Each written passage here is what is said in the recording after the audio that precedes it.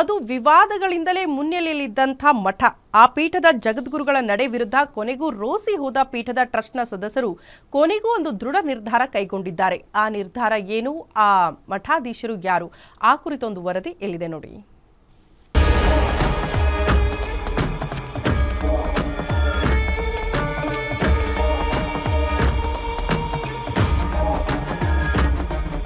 ಬಾಗಲಕೋಟೆಯ ಕೂಡಲ ಸಂಗಮದ ಪಂಚಮಸಾಲಿ ಗುರುಪೀಠದಲ್ಲಿ ಬಸವತತ್ವ ಪಾಲಿಸದ ಪೀಠದ ಜಗದ್ಗುರು ಬಸವಜಯ ಮೃತ್ಯುಂಜಯ ಶ್ರೀಗಳನ್ನ ಪೀಠದಿಂದ ಉಚ್ಚಾಟಿಸಲಾಗಿದೆ. ಸ್ವಾಮೀಜಿಗಳ ಬಗ್ಗೆ ಅಕ್ರಮ ಆಸ್ತಿ ಗಳಿಕೆ, ಲಿಂಗಾಯತ ಧರ್ಮ ವಿರೋಧಿ ಹೇಳಿಕೆಯಂತಹ ಬಹಳಷ್ಟು ಕಂಪ್ಲೇಂಟ್ ಇದ್ವು. ಈ ಹಿನ್ನೆಲೆಯಲ್ಲಿ ಪೀಠದಿಂದ ಉಚ್ಚಾಟಿಸಲಾಗಿದೆ ಅಂತ ಟ್ರಸ್ಟ್ನ ಪ್ರಧಾನ ಕಾರ್ಯದರ್ಶಿ ನೀಲಕಂಠ ಅಸೂಟಿ ಹೇಳಿಕೆ ನೀಡಿದ್ರು. ಸ್ವಾಮಿಗಳ ಬಗ್ಗೆ ಬಹಳಷ್ಟು ಕಂಪ್ಲೇಂಟ್ ಅದಾವು, ಅದಾವು. ಟ್ರಸ್ಟ್ ಮಾತು ಕೇಳೋದಿಲ್ಲ, ಟ್ರಸ್ಟ್ನವ್ರದ್ದು ಕೇಳೋದಿಲ್ಲ. ಅದಕ್ಕಾಗಿ ಅವ್ರದ್ದು ಬಹಳ ದೊಡ್ಡ ಫೈಲ್ ಐತೆ ಅವ್ರದ್ದು ಏನ್ರಿ, ಅದಕ್ಕೆ ಅವ್ರನ್ನ ನಿರ್ಣಯ ತಗೊಂಡ್ರಿ. ಇವತ್ತು ಬಸವಜಯ ಮೃತ್ಯುಂಜಯ ಶ್ರೀಗಳು ಸ್ವಯಂ ಘೋಷಿತ ಆಸ್ತಿ ಸಂಸ್ಥೆಗಳನ್ನ ಮಾಡಿದ್ದಾರೆ.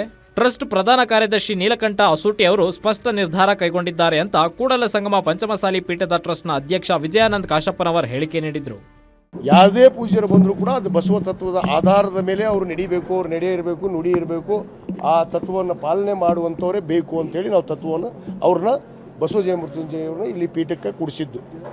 ಅವರು ಅನೇಕ ಸಂದರ್ಭದಲ್ಲಿ ಈ ತತ್ವವನ್ನು ಮತ್ತು ನಮ್ಮ ಪೀಠದ ನಮ್ಮ ಧರ್ಮದರ್ಶಿಗಳ ಏನೋ ಒಂದು ಸಲಹೆಗಳನ್ನು ಯಾವುದೇ ಕೇಳದೇ ಇರೋ ಕಾರಣಕ್ಕೆ ಅವರು ತಪ್ಪು ಹೆಜ್ಜೆಯನ್ನು ನಿರಂತರವಾಗಿ ಇಡ್ತಾ ಬರ್ತಾ ಇದ್ದಾರೆ.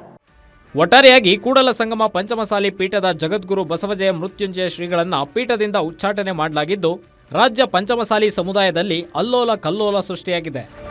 Ashok, guarantee news, Bagalkot.